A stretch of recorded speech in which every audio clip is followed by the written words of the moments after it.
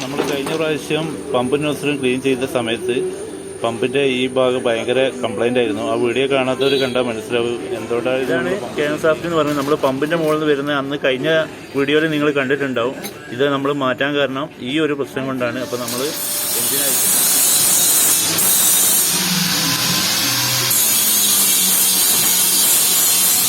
നമുക്ക് വന്ന പണികളിൽ മൊത്തം സാധനങ്ങൾ ഇതൊക്കെയാണ് മാറ്റാനുള്ളത് കേട്ടോ. അതിൻ്റെ കൂടെ നമ്മളെ ക്ലച്ചും നമ്മൾ മാറ്റുന്നുണ്ട്. ക്ലച്ചിന് നിലവിൽ പ്രശ്നങ്ങളൊന്നും വന്നിട്ടില്ല. എന്നിരുന്നാലും നമ്മൾ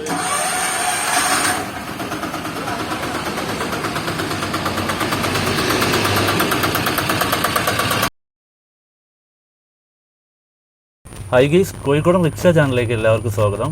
ഇന്ന് നമ്മൾ വന്നത് നമ്മളെ ഓട്ടോറിക്ഷ ഇപ്പം കുറച്ച് ദിവസങ്ങളായിട്ട് രാവിലെ സ്റ്റാർട്ടാകുന്നില്ല. രാവിലെ സ്റ്റാർട്ടാകുക എന്ന് പറഞ്ഞു കഴിഞ്ഞാൽ നമ്മൾ രാത്രി കൊണ്ടുപോയിട്ട് വണ്ടി നിർത്തി കഴിഞ്ഞ് രാവിലെ വന്നു കഴിഞ്ഞാൽ ഒരു 6-7 പ്രാവശ്യം സെൽഫ് അടിച്ചാലേ ഉള്ളൂ നമുക്ക് സ്റ്റാർട്ടിങ് കിട്ടുക. അതായത് കംപ്രഷൻ തീരെ കിട്ടുന്നില്ല. ഈ കംപ്ലൈൻറ്റ് നമുക്ക് വന്ന് അപ്പോൾ അതിന് ശേഷം നമ്മൾ ചെയ്ത കാര്യങ്ങളാണ് ഇന്നത്തെ വീഡിയോയിൽ നമ്മൾ പറയാൻ പോകുന്നത്. അപ്പോൾ ഈ വീഡിയോ എത്ര മിനിറ്റ് ഉണ്ടാവും എന്ന കാര്യങ്ങളൊന്നും എനിക്കറിയില്ല. കാരണം എന്തൊക്കെ പണികളാണ് വണ്ടിക്ക് വരാൻ പോകുന്നതെന്നും അറിയില്ല. സാധാരണ പമ്പും നോസിൽ അല്ലെങ്കിൽ ബാറ്ററി അല്ലെങ്കിൽ പിസ്റ്റൺ സിലിണ്ടർ ഈ കാരണങ്ങൾ കൊണ്ടാണ് വണ്ടി സ്റ്റാർട്ടാവാതെ ഒരു പ്രശ്നങ്ങൾ ഉണ്ടാവാറ്. അപ്പോൾ നമ്മൾ എന്താണെന്നുള്ളത് ആദ്യം നമ്മൾ ചെക്ക് ചെയ്യുകയാണ്. മാക്സിമം ഞാൻ വീഡിയോ ചുരുക്കിയിട്ട് തന്നെ ചെയ്യുന്നതാണ്. അപ്പോൾ നമ്മൾ ഓരോരോ ഘട്ടമായിട്ടാണ് ചെയ്യാൻ പോകുന്നത്. സ്റ്റാർട്ടിങ്ങിൻ്റെ പ്രശ്നങ്ങളുണ്ടെങ്കിൽ ആദ്യം ചെയ്യേണ്ടത് നമ്മൾ ബാറ്ററി ചെക്ക് ചെയ്യലാണ്. കാരണം ബാറ്ററിയാണ് വേഗം, അതായത് ഇലക്ട്രോണിക് സാധനങ്ങളാകുമ്പോൾ പെട്ടെന്ന് കംപ്ലൈൻ്റ് ആവാൻ സാധ്യത കൂടുതലാണ്. അപ്പോൾ ബാറ്ററി ചെക്ക് ചെയ്യുക. അതിനുശേഷം പമ്പും നോസിലാണ്. ഓൾറെഡി പമ്പും നോസിൽ ഞാൻ ക്ലീൻ ചെയ്തുകൊണ്ട് പമ്പും നോസിലിൻ്റെ കാര്യങ്ങൾ നമ്മൾ നോക്കുന്നില്ല. അതിനുശേഷം പിസ്റ്റൺ സിലിണ്ടർ എന്നിവയാണ് നോക്കുന്നത്. പമ്പും നോസിലും ക്ലീൻ ചെയ്തപ്പോൾ നമുക്ക് എഞ്ചിൻ്റെ ഉള്ളിലുള്ള ക്യാം ഷിഫ്റ്റ് എന്ന് പറഞ്ഞ സംഗതി പോയിട്ടുണ്ടായിരുന്നു. ക്യാം ഷിഫ്റ്റിൻ്റെ മുകളിൽ നിന്ന് ഈ പമ്പും നോസിൽ പമ്പിലേക്ക് വരുന്ന ഡീസൽ കറക്റ്റ് അല്ലാത്തതുകൊണ്ടാണ് ഈ കംപ്ലൈൻറ്റ് വന്നിരുന്നത്. അപ്പോൾ ഇനി അതാണോ എന്നറിയില്ല. അപ്പോൾ ഇന്നത്തെ വീഡിയോ നമ്മൾ ഈ കാര്യങ്ങളൊക്കെ പാടായിട്ടാണ് നമ്മൾ വണ്ടി സ്റ്റാർട്ടാകുന്നവരെ, അതായത് ഈ വീഡിയോ എത്ര ദിവസം കൊണ്ടാണ് നിങ്ങൾ ഇതിലേക്ക് എത്തുക എന്ന് എനിക്കറിയില്ല.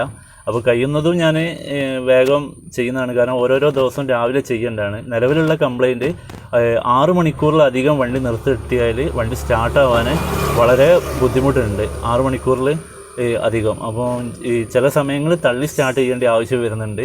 അതുപോലെ കയറ് കെട്ടി വലിച്ചു കഴിഞ്ഞാൽ വണ്ടി സ്റ്റാർട്ടാകുന്നില്ല, തള്ളിയാൽ വണ്ടി സ്റ്റാർട്ടും ആകുന്നുണ്ട്.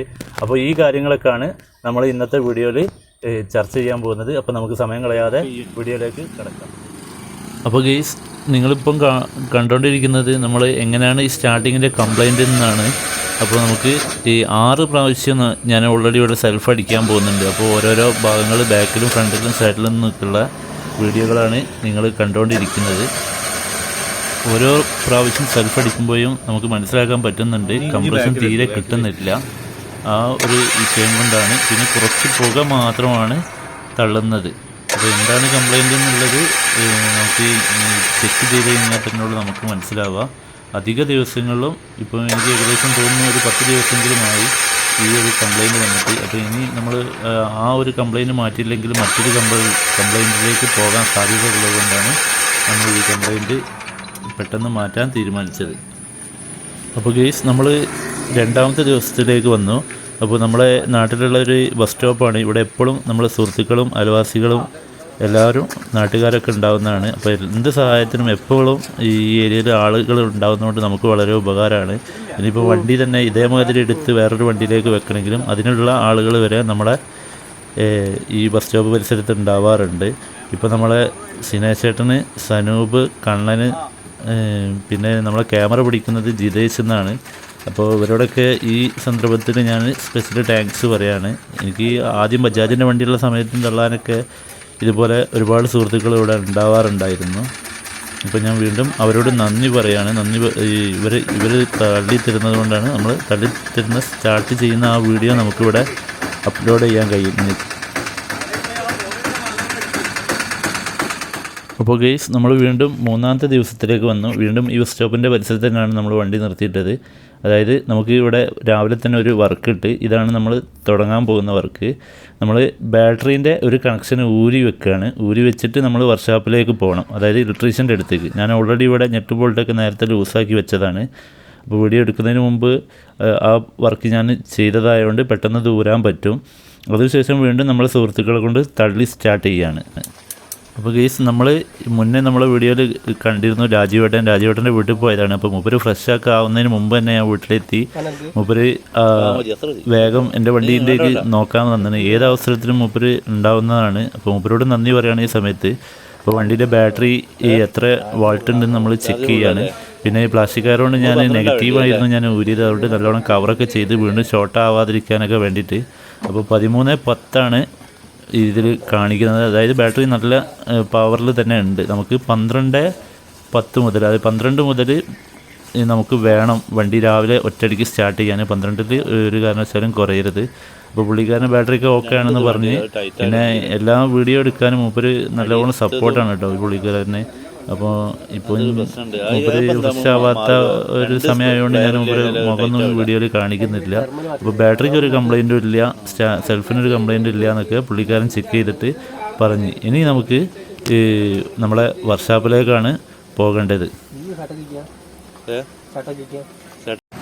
നമ്മളിത് ശരിക്കും 5-ാമത്തെ ദിവസമാണ് കേട്ടോ. 4-ാമത്തെ ദിവസം ഞാൻ വൈകിട്ട് നമ്മുടെ പന്തിരിങ്കാവിലുള്ള, കോഴിക്കോട് പന്തിരിങ്കാവിലുള്ള ബിജുവേട്ടൻ്റെ വർക്ക്ഷോപ്പാണിത്. ഇവിടെ ഇലക്ട്രിക്കലും ബോഡി പണികളും ഉണ്ട്, അതുപോലെ നമ്മുടെ വർക്ക്ഷോപ്പുണ്ട്. ബിജുവേട്ടനാകുമ്പോൾ നമുക്ക് വളരെ ഉത്തരവാദിത്തത്തോടെ എല്ലാ കാര്യങ്ങളും ചെയ്തു തരും. അതുകൊണ്ട് ഞാൻ എൻ്റെ വണ്ടീൻ്റെ പണികൾ ഒരു 90% ഇവിടെ നിന്ന് തന്നെയാണ് ഞാൻ എടുക്കൽ. കാരണം എനിക്കുള്ള ആ ഒരു വിശ്വാസത്തിൻ്റെ മുകളിലാണ്. അപ്പോൾ എൻ്റെ പെട്രോൾ വണ്ടി, അതായത് 15 വർഷം മുന്നേ ഉള്ള ആ ബന്ധമാണ്. അതുകൊണ്ട് അധികത്തിനും ഞാൻ ഇവിടെ തന്നെയാണ് വരിക. എൻ്റെ വണ്ടി കുടുങ്ങിയ സമയത്തും, ഈ വണ്ടി വല്ലാതെ കുടുങ്ങിയിട്ടില്ല, ഒരു പ്രാവശ്യമായിട്ടുള്ളൂ. ആദ്യം പെട്രോൾ വണ്ടിയുള്ള സമയത്ത് കുടുങ്ങിയാലൊക്കെ പാഞ്ഞു വരാറുണ്ടായിരുന്നു. അപ്പോൾ ഈ തലേന്ന് പുള്ളിക്കാരന് വീട്ടിലേക്ക് കൊണ്ടുപോയി. കാരണം 6 മണിക്കൂർ നിർത്തിയിട്ടാണല്ലോ ഈ കംപ്ലയിൻറ്റ് വരുന്നത്. അതിനുശേഷം മൂപ്പർക്ക് ഈ കംപ്ലയിൻറ്റ് കണ്ടു. അപ്പോൾ നമുക്ക് മൂപ്പര് പറഞ്ഞു ആദ്യം നമുക്ക് പിസ്റ്റൺ നോക്കാം, അതിനുശേഷം നമുക്ക് ബാക്കി കംപ്ലയിൻറ്റുകൾ നോക്കാമെന്ന് പറഞ്ഞു. അങ്ങനെ ഇവിടെ വന്നിട്ട് ഞാനിങ്ങനെ ചെറിയ ചെറിയ ഷോട്ടുകൾ ഇങ്ങനെ എടുത്തുകൊണ്ടിരിക്കുകയാണ് കേട്ടോ. കാരണം വണ്ടി പണിയെടുക്കുമ്പോൾ നമ്മൾ ഓരോ കാര്യങ്ങൾ നോക്കണം. ഇപ്പോൾ നിങ്ങൾ കാണുന്നത് ഈ നമ്മളെ നോസിലാണ്. നമ്മൾ മുന്നേ ക്ലീൻ ചെയ്ത് അത് വിട്ടിട്ടുള്ളൂ, വല്ലാതെ ഓടിയില്ല. അപ്പോഴത്തേക്കും തന്നെ പൊടിയും കരിയൊക്കെ വന്നിട്ടുണ്ട്. അപ്പോൾ മുന്നിൽ ഫ്രണ്ടിൽ ഇത്തിരി കരിയൊക്കെ വരും എന്നാണ് മൂപ്പര് പറഞ്ഞത്. എന്നാലും എല്ലാ വീഡിയോ എനിക്ക് എടുക്കാൻ കഴിയില്ല. കാരണം ഓൾറെഡി ഇവിടെ ആളുണ്ടെങ്കിലും നമ്മളെ വണ്ടീൻ്റെ പണിയെടുക്കുമ്പോൾ നമ്മൾ തന്നെ എടുത്ത് നിന്നിട്ട് നമ്മൾ എല്ലാ കാര്യങ്ങളും നോക്കുകയും വേണം. അതിൻ്റെ കൂടെ തന്നെ നമുക്ക് തുടയ്ക്കാനും അങ്ങനത്തെ മറ്റ് കാര്യങ്ങളൊക്കെ ഉണ്ടാവും. അവർ ചെയ്യുമെങ്കിലും നമ്മൾ കൊണ്ടെടുക്കുന്ന നമ്മുടെ അന്നമാണല്ലോ. അപ്പോൾ നമുക്ക് അതിൻ്റേതായ കാര്യങ്ങൾ ചെയ്യാനുണ്ട്. എന്നാലും ഞാൻ എൻ്റെ പരമാവധി പല കാര്യങ്ങളും ഞാൻ വീഡിയോ എടുത്തിട്ടുണ്ട്. കാരണം കൈമൽ ഓയിലും ഗ്രീസൊക്കെ ആകുന്നുണ്ട്. അപ്പോൾ ഫോണിൽ ക്യാമറ പിടിക്കാനും ഫോൺ കംപ്ലൈൻ്റ് ആവാനൊക്കെ സാധ്യത ഉണ്ട്. എന്നിരുന്നാലും വേണ്ടില്ല, നമുക്ക് ഈ വീഡിയോകൾ ഞാൻ പരമാവധി ഇവിടെ ഉൾക്കൊള്ളിക്കുന്നുണ്ട്. അതുപോലെ തന്നെ മുന്നേ പറയാൻ വിട്ടുപോയൊരു കാര്യമാണ് കേട്ടോ. ഞാൻ ഓൾറെഡി എൻജിൻ ഓയിലും ഹൗസിംഗ് ഓയിലൊക്കെ ചേഞ്ച് ചെയ്യേണ്ട സമയമാവാൻ കാത്തുന്നതാണ്. അതാണ് ഈ 10 ദിവസം ഞാൻ വെയിറ്റ് ചെയ്തത്. കംപ്ലയിൻറ്റ് ഉണ്ടായിട്ടും ഞാൻ 10 ദിവസം നീട്ടിക്കൊണ്ടാൻ കാരണം നമ്മൾ എൻജിന് അയക്കേണ്ടി വരികയാണെങ്കിൽ, അല്ലെങ്കിൽ ഹൗസിംഗ് ഒക്കെ അയക്കേണ്ടി ഒരു പണിക്കുള്ള സാധ്യത നമ്മൾ കാണുകയാണെങ്കിൽ, നമ്മൾ എൻജിൻ ഓയിലും ഈ ഹൗസിംഗ് ഓയിലിൻ്റെയും ഒക്കെ ഏകദേശം ഒരു ടൈം നമ്മൾ കണ്ടെത്തണം. അതായത് നമുക്ക് ഏകദേശം മാറ്റാനുള്ളൊരു സമയമാണ് കണക്കായിട്ട് നമ്മൾ മാക്സിമം എൻജിന് നമ്മൾ ഓടാൻ നോക്കുക. എന്നാലും നമുക്ക് ആ പൈസ ലാഭം ഉണ്ടാവും. പിന്നെ അതിൻ്റെ കൂടെ വേറൊന്ന് ശ്രദ്ധിക്കണം, എമർജൻസി മാറ്റേണ്ട കാര്യങ്ങളാണെങ്കിൽ അത് എത്രയും പെട്ടെന്ന് തന്നെ മാറ്റുക. കാരണം നമ്മൾ ഈ പൈസയ്ക്ക് വേണ്ടിയിട്ട് ലാഭം നോക്കുമ്പോൾ അവിടെ മറ്റൊരു പൈസ നമുക്ക് നഷ്ടപ്പെടാനുണ്ട്. പിന്നെ ഓൾറെഡി ഓയിൽ ഞാൻ വണ്ടി എടുത്തത് ഏകദേശം 10 വർഷം കഴിഞ്ഞു. ഈ 10 വർഷം വരെ ഞാൻ എൻജിനായാലും ഹൗസിംഗ് ആയാലും നമ്മുടെ ആപ്പ ലൈഫ് സെലീന ഓയിലായിരുന്നു. ഇപ്പം അത് ചെറിയൊരു മാറ്റം, ആ കമ്പനി തന്നെയാണ്, പക്ഷേ പേര് മാറിയെന്നുള്ളൂ. അപ്പോൾ ആ ഓയിലാണ് ഞാൻ ഒഴിക്കാറ്. അത് ഞാൻ വണ്ടി എടുത്തത് മുതൽ ശ്രദ്ധിക്കുന്നതാണ്. പിന്നെ എല്ലാവരും മെയിനായിട്ട് ശ്രദ്ധിക്കേണ്ട കാര്യം ഇത് മാത്രമാണ്. ഏതെങ്കിലും ലോക്കൽ ഉടായ്പ് ഓയിൽ ചെറിയ പൈസ ലാഭത്തിന് വേണ്ടി നമ്മൾ ഒരിക്കലും ഉടായ്പ് ഓയിലുകൾ ഒഴിക്കരുത്. കഴിയുന്ന നല്ല ഓയിലുകൾ, കമ്പനി ഓയിലുകളൊക്കെ ഒഴിച്ചിട്ട് അങ്ങനെയാണെങ്കിൽ നമുക്ക് കറക്റ്റ് വർക്കിംഗ് കിട്ടും. അതുപോലെ തന്നെ കമ്പനിൻ്റെ ഓരോ മെത്തേഡ് ഉണ്ടല്ലോ, അതൊക്കെ കറക്റ്റായിട്ട് തന്നെ നമുക്ക് കിട്ടുന്നതാണ്. പിന്നെ ഞാൻ ഓൾറെഡി പറഞ്ഞു, ഞാൻ ആപ്പാ ലൈഫ് ഇത്രയും കാലം ഒഴിച്ചുകൊണ്ടായിരിക്കും എനിക്കിപ്പം 10 വർഷം കഴിഞ്ഞു, 2,00,000-ഓളം കിലോമീറ്റർ ഞാൻ ഓടിക്കഴിഞ്ഞതിന് ശേഷം എനിക്ക് ഈ എൻജിൻ പണി എന്ന് പറഞ്ഞിട്ടുള്ള അല്ലെങ്കിൽ വലിയൊരു പണി എന്ന് പറഞ്ഞാൽ ഇതാണ്. പിസ്റ്റൺ ഞാൻ അതിൻ്റെ ഇടയിൽ മാറ്റിയിട്ടുണ്ട് ഒരു പ്രാവശ്യം, അത് എനിക്കൊരു ഓർമ്മയില്ല എന്നാണെന്ന്. അപ്പോൾ നമ്മളെ പിസ്റ്റനൊക്കെ പുള്ളിക്കാരന് അയച്ചു കഴിഞ്ഞിട്ടുണ്ട്. എല്ലാ കാര്യങ്ങളും ഇങ്ങനെ ഓരോന്നോരോന്ന് പാർട്സ് ആക്കുകയാണ്. നമ്മൾ കഴിഞ്ഞ പ്രാവശ്യം പമ്പ് നോസിലും ക്ലീൻ ചെയ്ത സമയത്ത് പമ്പിൻ്റെ ഈ ഭാഗം ഭയങ്കര കംപ്ലൈൻ്റ് ആയിരുന്നു. ആ വീഡിയോ കാണാത്തവർ കണ്ടാൽ മനസ്സിലാവും എന്തുകൊണ്ടായിരുന്നു നമ്മൾ പമ്പ് ചേഞ്ച് ചെയ്യാവുന്നത്. അതാണ് ഇത് കേട്ടോ. ഇപ്പോൾ അതിനൊരു കംപ്ലൈൻ്റ് ഒന്നും കാണുന്നില്ല, വളരെ സ്മൂത്ത് തന്നെയാണ്. അപ്പോൾ ഗെയ്സ്, നമ്മൾ ഈ പിസ്റ്റനും സിലിണ്ടറിനും കംപ്ലൈൻറ്റുകളൊന്നും നിലവിൽ കാണുന്നില്ല. അപ്പോൾ ഞാൻ ഓൾറെഡി അതാവണേ എന്നുള്ളൊരു പ്രാർത്ഥന ഉണ്ടായിരുന്നു. കാരണം അതാകുമ്പോൾ കുറച്ച് പൈസക്ക് കുറയല്ലോ എന്നുള്ള ഉദ്ദേശം ഉണ്ടായിരുന്നു. അപ്പോൾ അതല്ലാന്ന് കണ്ടപ്പോൾ എനിക്ക് വീണ്ടും ടെൻഷനായിട്ടുണ്ട്. കാരണം എൻജിന് നമ്മൾ അയച്ചു, ഹൗസിങ് ഒരു സൈഡിലേക്ക് നീക്കി വെച്ച് എൻജിൻ്റെ സൈഡ് അയക്കുകയാണ്. കാരണം ഈ സാധനം മാത്രം മാറ്റിയാൽ മതിയല്ലോ. ഓൾറെഡി നമുക്ക് പിന്നെ വരാൻ സാധ്യത ഉള്ളത് എന്താണെന്ന് നമുക്ക് ആദ്യം അറിയാമല്ലോ. അപ്പോൾ നമ്മൾ അത് ഊരാണ്. അപ്പോൾ ബിജേട്ടന് അത് നല്ല ശ്രദ്ധപൂർവ്വം തന്നെ ഊരിക്കൊണ്ടിരിക്കുകയാണ്. അപ്പോൾ എനിക്ക് നോക്കാം നമുക്ക് എന്തൊക്കെയാണ് ഇനി വേറെ എന്തെങ്കിലും കംപ്ലൈൻ്റ് ഉണ്ടോ. കാരണം ഒന്ന് ഊരി കഴിഞ്ഞാലാണ് അടുത്ത കംപ്ലൈൻറ്റ് അറിയുക. പക്ഷെ നല്ലോണം ടെൻഷനൊക്കെ ഉണ്ട്. കാരണം ഒരുപാട് പൈസ ആവുമെന്നുള്ളതൊക്കെ കുറച്ച് സാമ്പത്തിക നിരക്കൊക്കെ ഉണ്ട്. എന്നാലും അതിൻ്റേതായ ടെൻഷനുണ്ട്. പുള്ളിക്കാരനിപ്പോൾ ഓൾറെഡി ഹൗസിംഗ് ഒന്ന് ഏർപ്പെടുത്തി ക്ലച്ചും നമ്മൾ അതിൻ്റെ കൂടെ അയച്ചിട്ടുണ്ട്. അപ്പോൾ ഇനി എൻജിന് അയക്കാനുള്ള നമ്മളെല്ലാ കാര്യങ്ങളും ഇങ്ങനെ ചെയ്തുകൊണ്ടിരിക്കുകയാണ്. അപ്പോൾ അതിൻ്റെ ഇടയിൽ 2 വയറ് വിട്ടാനുണ്ടായിരുന്നു. അത് വിട്ട് എൻജിനിലേക്ക് പോവുകയാണ്. ഈ വണ്ടി ഇറക്കിയതിന് ശേഷം ആദ്യമായിട്ട് നമ്മളെ എൻജിൻ പണിയിലേക്ക് കൈവെക്കാൻ പറ്റിയത് പുള്ളിക്കാരൻ തന്നെയാണ്. ഈ വിജയൻ തന്നെ ആയിരുന്നു വണ്ടി എടുക്കാൻ പോയ സമയത്ത്. കാരണം വണ്ടി സ്റ്റാർട്ടൊക്കെ ചെയ്ത് എല്ലാ കാര്യങ്ങളും നോക്കി എൻ്റെ കൂടെ വന്ന് വണ്ടി എടുത്ത് തന്ന ആളാണ് കേട്ടോ. അപ്പോൾ പുള്ളിക്കാരൻ ഈ പണി കൊടുക്കാനും പറ്റിയത് എനിക്ക് സന്തോഷം തന്നെ ഉണ്ട്. നമ്മളെ സാധനം പുറത്തോട്ട് എടുത്തിട്ടുണ്ട്. കുറച്ച് കാര്യങ്ങൾ പിടികിട്ടി. പുള്ളിക്കാരന് ആദ്യം തന്നെ പറഞ്ഞിട്ടുണ്ട് അതന്നെ ആയിരിക്കുന്നു, ഇനിയൊന്നും ചിന്തിക്കാനില്ല എന്ന് പറഞ്ഞിട്ടുണ്ട്. അപ്പോൾ തന്നെ പറഞ്ഞ് ഇതന്നെയാണ്, ഇത് 99% പ്രശ്നങ്ങൾ ഈ സാധനം തന്നെയാണ്. ഇനിയിപ്പോൾ വേറെ അതിൻ്റെ ഇടയിൽ ചെക്ക് ചെയ്യുന്നുണ്ട്, ഇനി മറ്റ് വേറെ എന്തെങ്കിലുമൊക്കെ പോയിട്ടുണ്ടോ എന്നുള്ള കാര്യങ്ങളൊക്കെ പുള്ളിക്കാരൻ അതിൻ്റെ ഇടയിൽ കൂടെയൊക്കെ ചെക്ക് ചെയ്യുന്നുണ്ട്.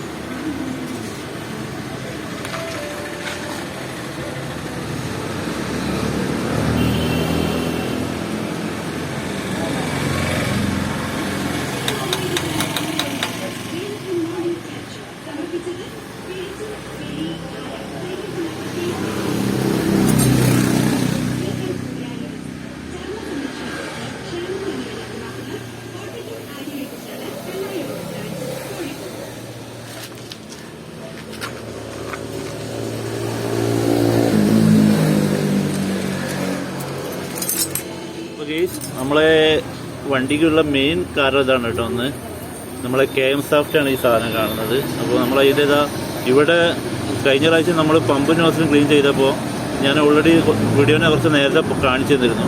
അതിൻ്റെ അവിടെ ഭയങ്കര സ്ക്രാച്ച് ആയിരുന്നു. അപ്പോൾ ഈ സ്ക്രാച്ചാണ് നമ്മുടെ ആ പമ്പ് നോസിൽ കംപ്ലൈൻ്റ് ആവാനുള്ള ഒരു കാരണം വന്നത്. ഇപ്പോൾ ഉള്ള കംപ്ലൈൻറ്റും ഈ ഒരു പ്രശ്നം കൊണ്ട് തന്നെ ആയിരിക്കും. നമുക്ക് നോക്കാം, ബാക്കി കാര്യങ്ങൾ കൂടി നോക്കാനുണ്ട്. ഇപ്പോൾ നിലവിൽ ഇവിടെ കാണുന്നുണ്ടാവില്ല, നല്ല ഒരു ഉറച്ചിലുണ്ട് കേട്ടോ. ഇതാണ് KM സോഫ്റ്റ് എന്ന് പറയുന്നത്. നമ്മൾ പമ്പിൻ്റെ മുകളിൽ നിന്ന് വരുന്ന അന്ന് കഴിഞ്ഞ വീഡിയോയിൽ നിങ്ങൾ കണ്ടിട്ടുണ്ടാവും. ഇത് നമ്മൾ മാറ്റാൻ കാരണം ഈ ഒരു പ്രശ്നം കൊണ്ടാണ്. അപ്പോൾ നമ്മൾ എൻജിൻ അയച്ചിട്ടുണ്ട്. ഈ പ്രശ്നങ്ങളൊക്കെ വരാൻ കാരണക്കാരന് ഈ KM സോഫ്റ്റാണ്. അപ്പം കേസ് മറ്റ് കംപ്ലൈൻറ്റുകളൊന്നും നമ്മൾ നിലവിൽ കണ്ടിട്ടില്ല കേട്ടോ. അപ്പോൾ നമ്മളെ പുതിയതായി ആപ്പൻ്റെ കമ്പനി സാധനം തന്നെയാണ് ഞാൻ ഇട്ടത്. അല്ലാതെ കണ്ട ഡ്യൂപ്ലി സാധനങ്ങളൊന്നും ഞാൻ ഇട്ടിട്ടില്ല. അപ്പോൾ അതൊക്കെ ഇട്ട് കുടുക്കി നമ്മൾ വീണ്ടും റീസെറ്റ് ചെയ്യാൻ പോവുകയാണ്. അപ്പോൾ റീസെറ്റ് ചെയ്യുമ്പോൾ അതിൻ്റെ ഇടയിൽ ഞാൻ ക്ലച്ചിൻ്റെത് ഞാൻ പറഞ്ഞിട്ടുണ്ട്. നിലവിൽ കംപ്ലൈൻ്റ് ഒന്നും ഇല്ല. എന്നാലും ക്ലച്ചിൻ്റെ ഏതായാലും പണിയെടുക്കുമ്പോൾ പിന്നെയും ഞാൻ ഈ വർക്ക്ഷോപ്പായിട്ട് വീണ്ടും വരണ്ടേന്നുള്ളൊരു ഇതുകൊണ്ട് ചെറിയ കംപ്ലൈൻ്റ് ആണെങ്കിൽ എന്നിട്ട് മാറ്റാമെന്നാണ്. നമുക്ക് വന്ന പണികളിൽ മൊത്തം സാധനങ്ങൾ ഇതൊക്കെയാണ് മാറ്റാനുള്ളത് കേട്ടോ. അതിൻ്റെ കൂടെ നമ്മളെ ക്ലച്ചും നമ്മൾ മാറ്റുന്നുണ്ട്. ക്ലച്ചിന് നിലവിൽ പ്രശ്നങ്ങളൊന്നും വന്നിട്ടില്ല. എന്നിരുന്നാലും നമ്മൾ ചെറിയൊരു ക്രാക്കിലൊക്കെ വന്നതുകൊണ്ട് മാത്രം നമ്മൾ മാറ്റുകയാണ്. ഞാൻ വണ്ടി എടുത്തിട്ട് ഇത് ഓൾറെഡി 5ാമത്തെ ക്ലച്ചാണ്. ഇത്രയും കാലം എനിക്ക് ക്ലച്ച് അങ്ങനെ പോകാറില്ല. അപ്പോൾ അതിൻ്റെ കാരണങ്ങളൊക്കെ അടങ്ങിയ വീഡിയോ ഞാൻ ഉടൻ തന്നെ ചെയ്യുന്നതാണ്. പിന്നെ നമ്മൾ ഇത് അതുരിൻ്റെ ഡീസൽ ഫിൽറ്ററാണ്. കുറച്ച് അതുരിൻ്റെ പാർട്സുകളും എടുത്തിട്ടുണ്ട്. ആപ്പൻ്റെ ഇല്ലാഞ്ഞതുകൊണ്ട് അതുരും, അതായത് ആപ്പിയും അതുരും ഒരേ എഞ്ചിനാണ്, രണ്ടിനും ഒരേ പാർട്സുകളാണ് വരുന്നതിൻ്റെ ഒരു ഏറ്റവും വലിയ തെളിവാണ് ഈ കാണിക്കുന്നത്. അതിൻ്റെ കൂടെ ക്ലച്ചൊക്കെ സാധനം നമ്മൾ ഈ എഞ്ചിൻ്റെ അകത്തുള്ള എന്ത് സാധനമായാലും ചെറിയ ലോക്കൽ ഐറ്റംസുകൾ മാറ്റാതെ കഴിയുന്നതും നമ്മൾ നല്ല വില കൂടിയാലും നല്ല കമ്പനി സാധനം തന്നെ നമ്മൾ മാറ്റുക. എന്നാലും എന്താ വെച്ചാൽ നമുക്ക് ഒരു ആത്മവിശ്വാസവും വണ്ടിക്ക് അങ്ങനെ കംപ്ലൈൻറ്റുകൾ വരാതിരിക്കുകയൊക്കെ ചെയ്യും. അപ്പോൾ ഈ സാധനങ്ങളൊക്കെ ഇനി നമ്മൾ ഫിറ്റ് ചെയ്യും. അപ്പോൾ ഗെയ്സ് നമ്മളിവിടെയുള്ള ഇത് നമ്മൾ ഊരുമ്പോൾ പൊട്ടിപ്പോയതാണ് കേട്ടോ. കാലപ്പഴക്കം കൊണ്ടാണ് ഇത് പൊട്ടിയത്. അപ്പോൾ ഇത് നമ്മളൊരു ഇൻഡസ്ട്രിയിൽ വന്നിട്ട് നന്നാക്കുകയാണ്. ഇതിൻ്റെയൊക്കെ ഒരേ ലെവലാണ്, ഇതും ലെവലാണ്. ഇത് ഇങ്ങോട്ട് ഊരി എടുക്കണം. അപ്പോൾ അതിന് ഈ ഭാഗം പൊട്ടിപ്പോയതുകൊണ്ട് ഇനി നമ്മൾ പുതുതായിട്ട് വേറെ ഇടണം. നമ്മൾ തൊട്ടടുത്തുള്ള ഇൻഡസ്ട്രിയൽ ഷോപ്പ് തന്നെയാണ് വന്നത്. ഇവിടുത്തെ ഇൻഡസ്ട്രിയൽ ഷോപ്പിലാണ്. ഈ നമ്മളെ പന്ത്രികാവ് തന്നെയാണ് ഈ സ്ഥലം. അപ്പോൾ ഗെയ്സ് നമ്മൾ സംഭവം ചെറിയ നിസ്സാര പ്രശ്നമാണെന്നാണ് വിചാരിച്ചെങ്കിലും അത് എടുക്കാൻ കുറച്ചൊരു ബുദ്ധിമുട്ടുണ്ട്. അതിൻ്റെ അളവും കാര്യങ്ങളൊക്കെ നോക്കി കറക്റ്റാക്കിയതിന് ശേഷം മറ്റൊരു കമ്പി വെച്ച് നമ്മൾ ഇതിൻ്റെ മുകളിൽ വെൽഡ് ചെയ്യാണ്. വെൽഡ് ചെയ്ത് കഴിഞ്ഞിട്ട് നമ്മളത് അവരെ മെഷീൻ്റെ മുകളിൽ വെച്ചിട്ട് തിരിച്ചെടുക്കുകയാണ്. നമ്മൾ കാണുമ്പോൾ വിചാരിക്കും പെട്ടെന്ന് നിങ്ങൾക്ക് തിരിച്ചെടുക്കാൻ പറ്റുമെങ്കിലും അതിൻ്റെ ഇടയിൽ അളവുകളും കാര്യങ്ങളൊക്കെ നോക്കണം. അതിൻ്റെ ഒരു ഇത് കിട്ടാൻ വേണ്ടിയിട്ട് കുറച്ച് എന്തോ ഒരു മരുന്ന് ലിക്വിഡൊക്കെ അവർ തേക്കുന്നുണ്ട്. അപ്പോൾ ഇതൊക്കെ പാടെ ചെയ്തിട്ട് പുള്ളിക്കാരൻ നല്ല വർക്കാണ്. ഞാൻ കഴിയുന്ന അവരെ മുഖമൊന്നും ഉൾപ്പെടുത്തിയില്ല, കാരണം നമ്മൾ വീഡിയോ എടുക്കുന്നുണ്ടെങ്കിലും ഇനി അവർക്ക് ഇഷ്ടമില്ലെങ്കിലോ എന്ന് കരുതിയിട്ടാണ്. ഇവിടെ മറ്റു പണികളൊക്കെ നടക്കുന്നുണ്ട്. എന്നാലും നമ്മളത് പണി ഒരു പെട്ടെന്ന് തന്നെ ക്ലിയർ ചെയ്ത് തന്നിട്ടുണ്ട്. 10 മിനിറ്റ് കൊണ്ട് തന്നെ എല്ലാ പണിയും മറ്റു പണികളൊക്കെ അവർക്കുണ്ടെങ്കിലും അതൊക്കെ അവിടെ വെച്ചിട്ട് നമ്മളെ പണികൾ അവർ പെട്ടെന്ന് ക്ലിയർ ചെയ്ത് തന്നിട്ടുണ്ട്.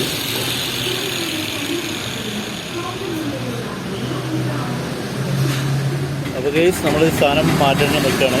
ഇതാണ് നമ്മളെ BS3-ൻ്റെ ആണ് വരുന്നത്. ഇത് നമ്മളിവിടെ കുടുക്കിയിട്ട് ഇത് സൈലൻസറിലേക്കാണ് ഇത് പോകുന്നത്. നമ്മൾ സിലിണ്ടർ മിഷനാണ്. നിലവിൽ കംപ്ലൈൻ്റ് ഒന്നുമില്ല കേട്ടോ. ഉള്ളിലൊരു റിങ് ഉണ്ടായിരുന്നു, അത് നമ്മൾ മാറ്റി. പിന്നെ ഇത് വല്ലാതെ പഴയതല്ല, നിങ്ങൾ കാണുന്നുണ്ടാവും. 2018 ഞാൻ ഓൾറെഡി ഇത് മാറ്റിയിരുന്നു. അതുകൊണ്ടായിരിക്കും ഇതിന് വല്ലാതെ കംപ്ലൈൻറ്റും കാര്യങ്ങളൊന്നുമില്ല. അപ്പോൾ ഈ ഒരു വിഷയമൊന്നുമില്ല. അപ്പോൾ ഇനി നമ്മളിത് കൊടുക്കാൻ പോവുകയാണ്. ഇതിൻ്റെ ഉള്ളിലെ റിങ്ങാണ് നമ്മൾ മാറ്റിയത്. അപ്പോൾ കേസ് നമ്മൾ ക്ലച്ച് മാറ്റുന്നില്ല, ക്ലച്ചിന് കംപ്ലൈൻ്റ് ഒന്നും നമ്മൾ കാണുന്നില്ല എന്നാണ് വർഷാപുരം പറഞ്ഞത്, ബിജേട്ടൻ പറഞ്ഞത്. അപ്പോൾ അത് നമ്മൾ വീണ്ടും തിരിച്ച് കൊടുക്കുകയാണ്. ആ സാധനം നമ്മൾ മാറ്റിയിട്ടില്ല. പിന്നീട് നമ്മൾ പിസ്റ്റണും സിലിണ്ടറൊക്കെ കൊടുക്കുകയാണ്. ഇതൊക്കെ കഴിഞ്ഞിട്ട് നമുക്ക് വീണ്ടും ഓയിൽ ഒഴിക്കണം. ഇതിൻ്റെ കൂടെ തന്നെ എല്ലി ബെയറിങ്ങിൻ്റെ വർക്ക് കൂടി നമുക്ക് ചെയ്യാനുള്ളതാണ്. മറ്റ് കംപ്ലൈൻറ്റുകളൊന്നും നിലവിലില്ല, കേബിളും കാര്യങ്ങളൊന്നും പോയില്ല. പിന്നെ വണ്ടി ഇപ്പം കുറച്ച് ദിവസമായി കഴുകാത്ത കാരണമാണ് പൊടി കാണുന്നത്. റോഡ് സൈഡിൽ വണ്ടി നിർത്തുമ്പോൾ വണ്ടികളിങ്ങനെ സ്ഥിരമായിട്ട് പോകുന്നതിൻ്റെ ഇതാണ് കാണുന്നത്. ഞാൻ പിന്നെ ഓൾറെഡി ഓയിലൊക്കെ ഒഴിച്ചിടുന്നതുകൊണ്ടാണ് എനിക്ക് വല്ലാതെ റെസ്റ്റ് വണ്ടിമേൽ വരാത്തത്. അപ്പോൾ നമ്മളെ ബിജേട്ടന് എല്ലാം ഇങ്ങനെ ഓരോന്നോരോന്ന് ശ്രദ്ധാപൂർവം കുടുക്കിക്കൊണ്ടിരിക്കുകയാണ്.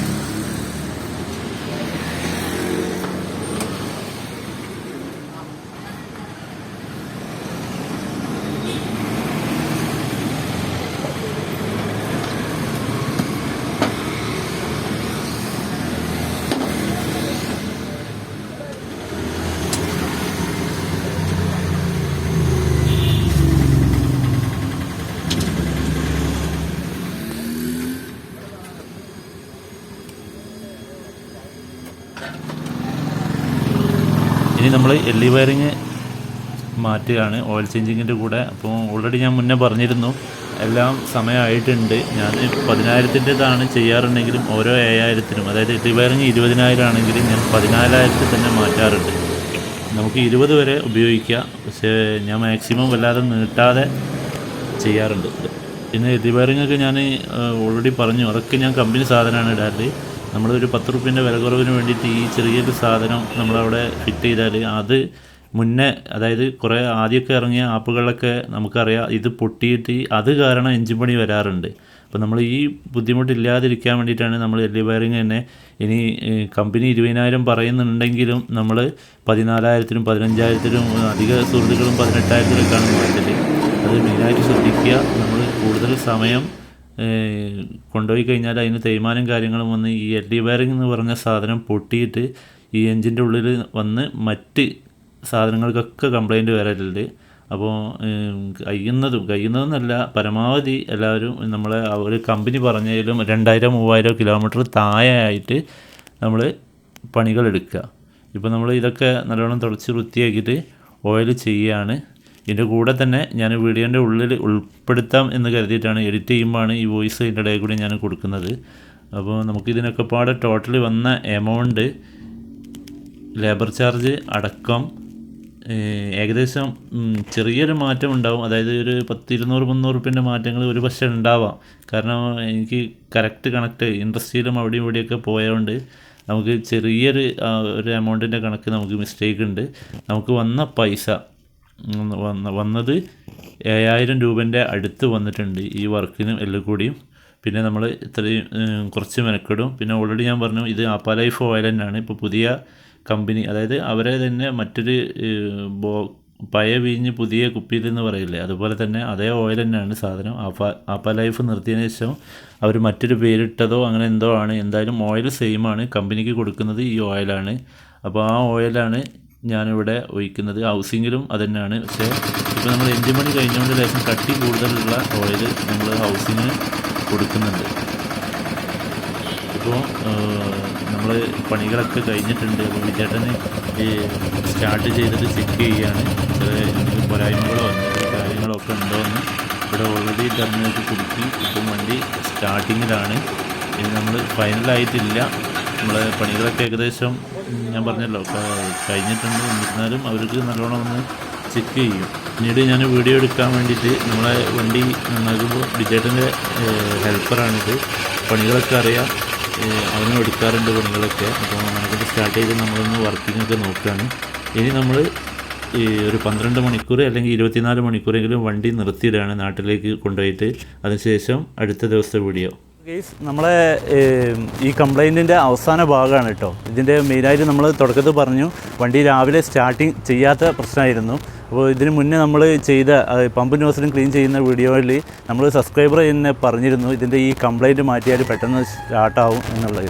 ഇതിപ്പോൾ ഞാൻ വണ്ടി നന്നാക്കിയിട്ട് ഇന്നലെ വൈകിട്ട് ഒരു 3 മണിയാകുമ്പോൾ ഉച്ചയ്ക്ക് ശേഷം 3 മണിക്ക് കൊണ്ടുപോയി വെച്ചിട്ട് ഇന്ന് ഞാൻ 3 മണിക്കാണ് എടുക്കുന്നത്. ഏകദേശം 24 മണിക്കൂറോളായി. അപ്പോൾ വണ്ടി നല്ലോണം ചൂടാറിയിട്ടുണ്ട്. അപ്പോൾ ഒറ്റയടിക്ക് സ്റ്റാർട്ടാകുന്നുണ്ടോ എന്നാണ് നമ്മൾ നോക്കാൻ പോകുന്നത്.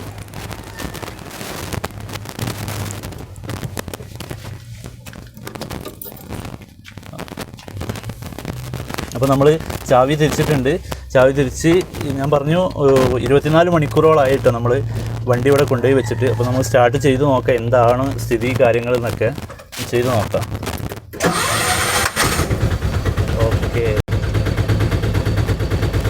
ഓക്കെ ആയിട്ടുണ്ട്. ഒറ്റയടിക്ക് തന്നെ സ്റ്റാർട്ട് ആയിട്ടുണ്ട്. ഒന്നുകൂടി നമുക്ക് അടിച്ച് നോക്കാം.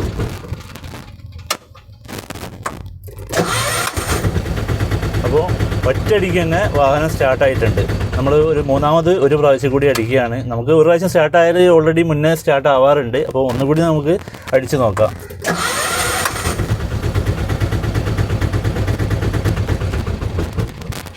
അപ്പോൾ ഗെയ്സ് നമ്മളെ കംപ്ലൈൻറ്റുകളൊക്കെ കഴിഞ്ഞിട്ടുണ്ട്.